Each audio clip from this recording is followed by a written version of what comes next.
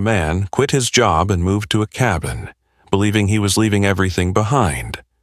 What he didn't know was that hidden inside that quiet cabin was something that would change his life forever. What began as an escape from burnout became a discovery that rewrote his future. Subscribe for more powerful stories, and tell us in the comments where you're watching from. He used to wake up every morning before the alarm went off. Not because he was disciplined, but because his chest felt tight. Like his body already knew the day ahead would take something from him. His name was Caleb Morgan, 52 years old, divorced, no kids, and for nearly 3 decades, he'd worked the same corporate job in Chicago, climbing a ladder that never seemed to reach anywhere meaningful. Meetings blurred together, emails piled up. His life felt measured in performance reviews and coffee gone cold. The day he quit, there was no dramatic speech, no slammed door. He simply closed his laptop, packed a single cardboard box, and walked out into the late afternoon light feeling empty, terrified, and strangely relieved. 3 weeks later, Caleb was driving north into the Upper Peninsula of Michigan, following a road that thinned into gravel and then into silence. The cabin had belonged to a man he barely knew, an old family friend named Walter Hale, someone his parents once described as odd and then never spoke of again. Walter had passed quietly, leaving the cabin to Caleb with no explanation, just a key, and a note with 4 words written in shaky ink. "You'll understand in time." The cabin sat alone among tall pines, weather-beaten but standing firm, as if it had been waiting. When Caleb stepped inside, the air was cool, still, and heavy with something unspoken. He didn't know it yet, but that decision to walk away had led him exactly where he needed to be. The first night in the cabin, Caleb Morgan didn't sleep. Not because he was afraid, at least not in the way people usually mean. There were no strange noises, no creaking footsteps, no howling wind scratching at the windows. What kept him awake was the quiet, the kind that presses against your ears until you're forced to listen to your own thoughts. The cabin smelled faintly of pine resin and old paper. A wood stove sat in the corner, cold but intact. A single lamp cast a soft yellow circle across the room, revealing shelves lined with books he hadn't touched, tools hung with care, and furniture built by someone who believed things should last longer than people expected. Caleb sat on the edge of the narrow bed, hands folded, staring at the floor. For years, his life had been noise deadlines, traffic, conversations that never said anything real, and now, suddenly, there was nothing to distract him. No emails, no calendar reminders, no one asking where he was or what he was producing. Just him. And that terrified him more than any job ever had. The next morning, he woke early, the cabin filled with pale light filtering through frost-edged windows. Outside, the forest stood perfectly still, as if it were holding its breath. He made coffee on an old enamel stove, the kind that whistled softly before it was ready. He drank it slowly, standing at the window, watching his breath fog the glass. That's when he noticed something odd. The cabin was warmer than it should have been. The fire hadn't been lit. The temperature outside hovered just above freezing, and yet the floor beneath his feet held a gentle warmth. Not heat, just balance, as if the cold never quite made it inside. Curiosity stirred. Caleb had always been curious. It was one of the things he'd buried over the years, traded in for reliability and predictability. But standing there, mug in hand, he felt it again, that quiet pull towards something unexplained. He spent the day exploring. Behind one of the bookshelves, he found a narrow utility space, nothing unusual at first glance, but the walls were thicker than expected. The air moved strangely, circulating without a visible vent. When he pressed his palm to the wall, It felt cool, solid, intentional. Walter Hale hadn't been careless. By late afternoon, Caleb found a small trapdoor near the back of the cabin, partially hidden beneath a woven rug faded with age. The hinges were worn smooth, used often, but carefully maintained. He knelt, fingers hovering just above the wood, and hesitated. That note surfaced in his mind again. "You'll understand in time. I didn't come here for secrets," Caleb muttered aloud, though no one was listening. Still, he opened it. A ladder descended into darkness. The air that drifted upward was clean, dry, cold in a way that felt controlled, not damp or decayed. Caleb grabbed a flashlight from the wall hook and began his descent, each rung steady beneath his weight. What he found below stopped him cold. The space wasn't a basement, it wasn't storage. It was a system. Stone walls reinforced with timber. Shelves arranged with mathematical precision. Jars sealed and labeled. Crates spaced just enough for air to move freely. Ventilation shafts angled upward toward the slope of the hill, drawing in fresh air without mechanical assistance. Caleb moved slowly, reverently, as if afraid to disturb something sacred. This place hadn't been built out of fear. It had been built out of understanding. On a central work table sat a leather-bound notebook. Its pages were thick, yellowed, filled with careful handwriting. Diagrams, notes on temperature shifts, observations about airflow, soil insulation, preservation cycles. Walter Hale hadn't isolated himself from the world. He had stepped outside of it. Caleb sat down heavily, the weight of the realization settling into his chest. For years, he had believed success meant speed, growth, constant movement. If you weren't advancing, you were falling behind. That was the rule he'd lived by until it hollowed him out. But down here, in the quiet belly of the earth, that rule didn't apply. Everything worked because it was allowed to be still. Tears surprised him. Not dramatic sobs, just silent, steady drops that fell onto the page he was holding open. He hadn't cried when his marriage ended, not when he packed his office for the last time, but now, sitting in a place built by a man everyone else had dismissed as strange, something inside him finally broke open. Walter had left him more than a cabin. He'd left him proof. Proof that life didn't have to be loud to be meaningful. That stability wasn't something handed to you. It was something built quietly, patiently, over time. Caleb closed the notebook and rested his hands on the table. For the first time in years, he wasn't thinking about what came next. He was thinking about what mattered. And in that moment, deep beneath the cabin, surrounded by silence that felt alive, Caleb Morgan realized he hadn't run away from his life. He had finally arrived at it. In the days that followed, Caleb Morgan began to settle into the rhythm of the cabin.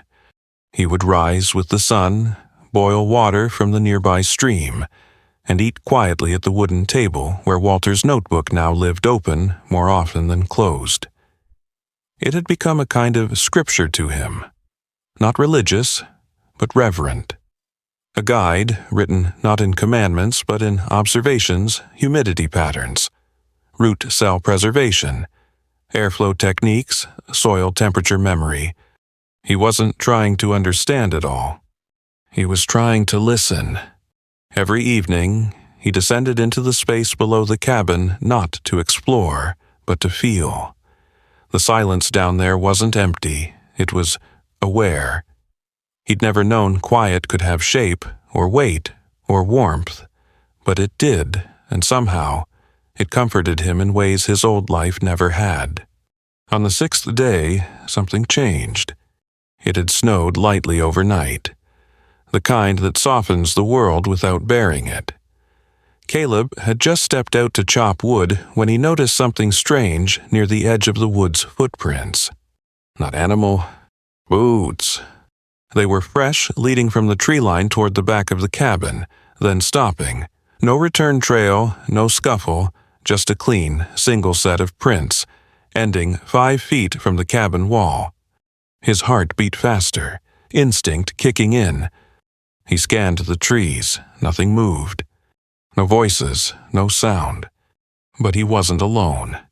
He followed the tracks backward toward the woods, expecting them to fade into the brush, but instead they turned to the old shed he hadn't dared to open yet. Its door hung crooked on rusted hinges, chained but not locked. He stood there for a long moment, hand on the chain, breathing slow. Then he heard it, a soft click like wood shifting. Inside. He undid the chain, heart pounding, and pulled the door open. The smell hit first, not rot, not decay. Smoke, and something else, something warm. The shed was dark, but his flashlight caught movement barely. In the far corner, a small wood-burning stove flickered weakly, and beside it, curled beneath a pile of wool blankets, was a boy. 12, maybe 13, thin, pale, eyes wide and full of fear, like a deer that had already been shot once. Caleb froze. The boy didn't speak, didn't move. After a few seconds, Caleb crouched down and gently placed the flashlight on the floor. He spoke quietly, not wanting to scare him more than he clearly already was. "I'm not gonna hurt you." Silence. Then, the boy whispered, "You live here." Caleb nodded. "Just moved in. This place used to belong to Walter. You know him." The boy's eyes flickered with something recognition, maybe, or disbelief. "He helped me once," the boy finally said, voice raspy. Before he left. A wave of emotion hit Caleb without warning. Walter had been gone almost 2 years, but apparently he hadn't disappeared quietly. He had left behind more than notebooks and preservation systems. He had left behind people. "What's your name?" Caleb asked softly. The boy hesitated. "Liam." His voice cracked on the syllable, like saying his own name was admitting something he wasn't ready to own. "Are you okay?" "Liam, are you hiding?" The boy's lip trembled, but he didn't answer. Caleb didn't press. Instead, he stood slowly and said, "There's food in the cabin, real food, warmth. You don't have to stay out here if you don't want to." Liam's eyes darted to the floor. He didn't move. So, Caleb did something that surprised even himself. He pulled off his gloves, set them on the floor beside the boy, and said, "I'll be inside if you change your mind."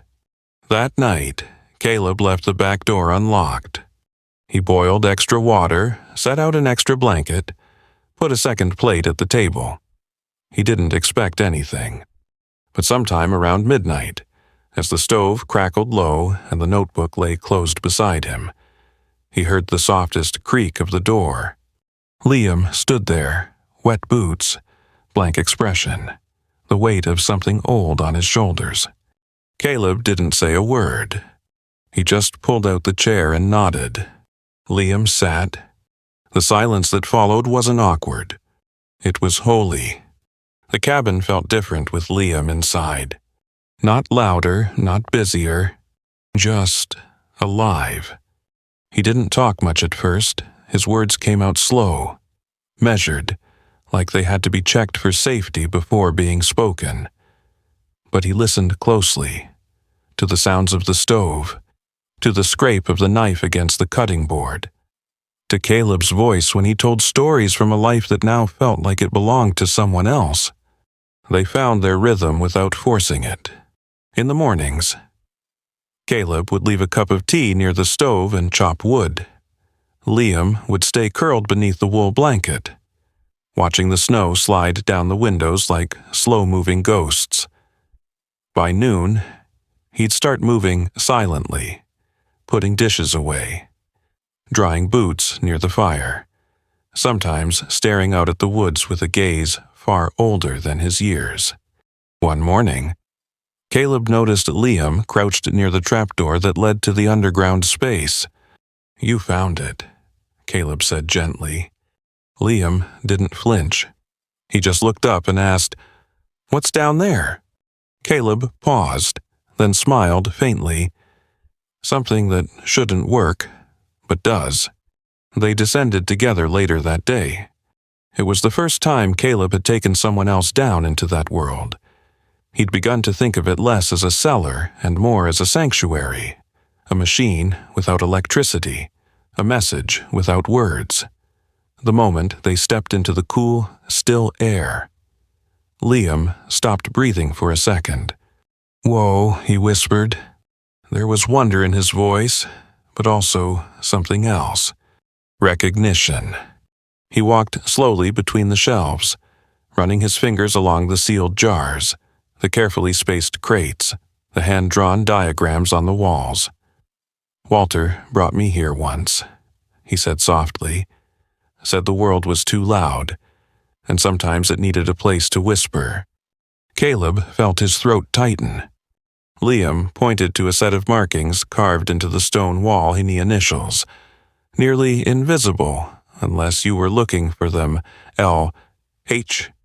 "I did that," he said, almost like a confession. Caleb smiled. "Guess he trusted you." Liam's face twitched. A half smile, a memory trying to surface. They sat on the bench in silence for a long while. "I used to think the world just didn't want me," Liam said finally, "that I was extra, like a leftover. Then Walter showed me this place and said, 'Nothing here is wasted, not even you.'" The words hit Caleb harder than he expected. He'd spent years being useful, productive, efficient, but he had never until now considered what it meant to be valuable without producing anything, to be worth keeping simply because you exist. That night, as the wind howled through the trees and snow began to fall again, Caleb sat across from Liam at the small kitchen table. There was no electricity in the cabin, just candles and firelight, but it felt brighter than any office he'd ever worked in. "I used to think I had everything figured out," Caleb admitted. "Had a house, a job, a retirement plan. But I didn't know peace. Not until I came here." Liam stared into his mug. "I didn't know peace existed." Neither of them said anything for a while, and yet everything had shifted. Caleb no longer thought of the cabin as a place to escape. It had become a place to remember, to heal, to rediscover parts of himself he didn't know were still alive. And Liam, this quiet, cautious boy, wasn't just a visitor. He was part of the system now, just like the jars, the air vents, the handwritten notes. He belonged, not because he earned it, but because he was needed. Not in the way cities need workers or companies need profit, but in the way the earth needs quiet footsteps, the way a fire needs tending, the way an old man once needed someone to carry his legacy forward without ever saying a word. That night, as they sat beside the fire, Caleb turned to Liam and asked the question that had been quietly forming in his heart for days. "Do you want to stay?" Liam didn't answer right away, but he didn't look away either. And that was enough. The next few weeks unfolded like pages in a book no one had written yet. Liam stayed. Not with any official decision, not with bags packed or promises made. He simply remained, like the snow that hadn't melted yet, like the quiet that lingered after a storm. And Caleb didn't press for answers. He didn't need to. He could see it in the way Liam started waking up earlier, helping with the firewood, asking questions about the notebook they kept by the stove. Why are the shelves spaced that far apart? Why do the jars go in the coldest part of the room? Why does it always feel steady down there? And Caleb would answer each one patiently, not because he knew everything, but because it mattered. Because someone was listening. One morning, they were hauling crates of root vegetables down into the underground storage when Caleb noticed something different about Liam's energy. He wasn't just watching anymore, he was initiating, rearranging, adjusting. "You changed the airflow stones," Caleb said. Surprised, Liam looked up, cheeks red from the cold. "The air moves better this way. The old diagram's good, but I think we can improve it." Caleb didn't correct him, because he was right. It was the first time Caleb realized that what they were building wasn't just preservation. It was participation. It was stewardship. And then, without warning, the outside world showed up again. It happened on a Tuesday, mid-morning. Caleb was repairing a loose hinge on the shed when he heard tires crunching snow. A beat-up red truck pulled up the narrow road and parked at the edge of the trees. An older man stepped out, gray beard, denim coat, a face carved by wind and time. He walked slowly toward the cabin, stopping when he saw Caleb. "You the one livin' here now?" the man asked, voice low and gravelly. "I am," Caleb replied, cautious but calm. "Name's Caleb." The man nodded once. "I'm Raymond. Knew Walter. Long time ago." They stood in silence for a beat.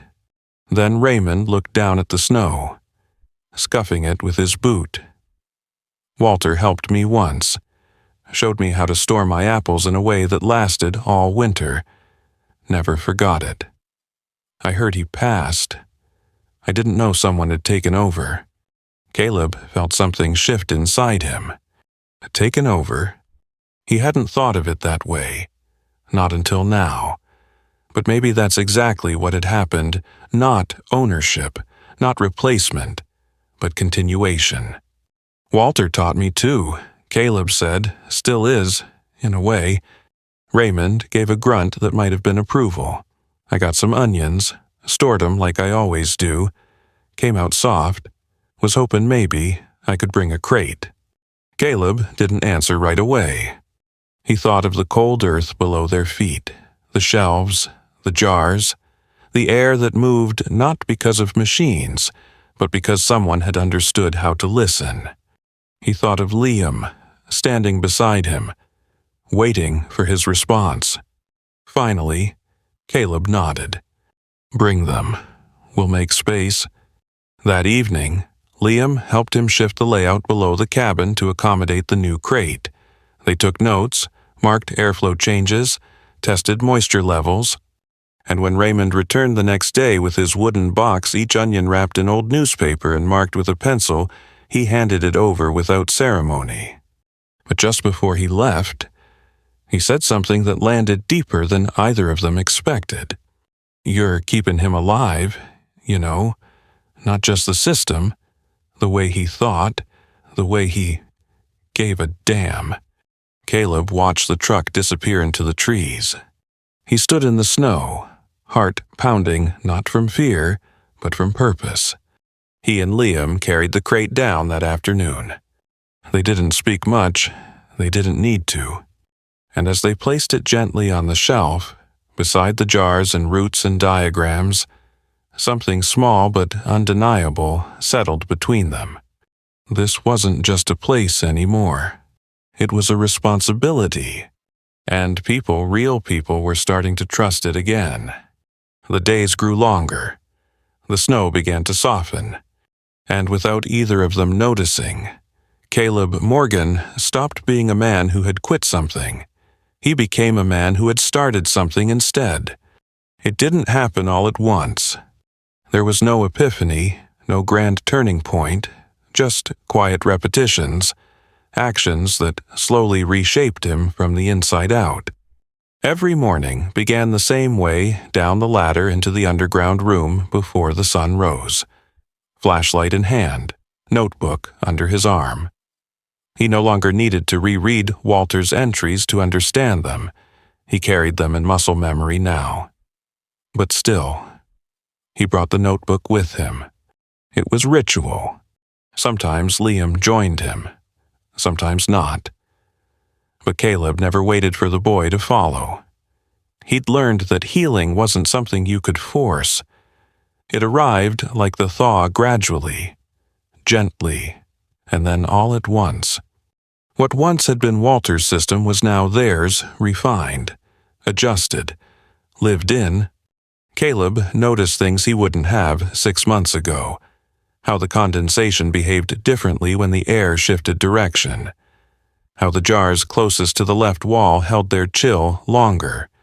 How the root crates needed a slight tilt to prevent moisture pockets. Details he'd once considered irrelevant were now essential. He wasn't just maintaining the system. He was deepening it. One evening, he sat at the long wooden table in the cellar, 2 notebooks in front of him. Walter's on the left, his on the right. He flipped through both slowly, tracing the lines, comparing notes, understanding the small choices that had added up to something resilient. He realized then he had stopped trying to survive. He was building a life. Above ground, things were changing too. The woman from the next town over, Janet, came by with a crate of cheese wrapped in cloth and tied with twine. "My cellar's too damp," she'd said. "Heard yours isn't." A quiet man named Tobias brought dried herbs, asking where the airflow was strongest. Even the sheriff stopped by one afternoon not with suspicion, but with a bundle of carrots from his own winter garden. "See if these hold," he'd said. No one's been able to keep them past February. Caleb never advertised, never told them he could help, but word had spread like warmth through cold walls. Liam called it the Hush Network. People came, not to trade or take, but to contribute. They brought their trust with them, carefully wrapped in crates and cloth. And for the first time in his life, Caleb didn't measure his value by how much he was doing. He measured it by how deeply he was listening. One night, after everyone had gone and the cabin had gone still, Liam stood by the stove, hands in his pockets. "I used to think I'd disappear," he said, staring into the fire. "Like, one day, no one would notice I was gone, and it wouldn't matter." Caleb didn't respond right away. He let the silence stretch between them. The good kind, the kind that holds space instead of filling it. Finally, he said, "Some places don't let people disappear. They hold them until they're ready to be seen again." Liam's shoulders dropped just slightly, like something old had loosened. He turned to Caleb. "You talk like Walter." Caleb smiled.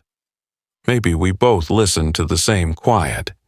It wasn't until that moment that Caleb realized he had become what Walter once was.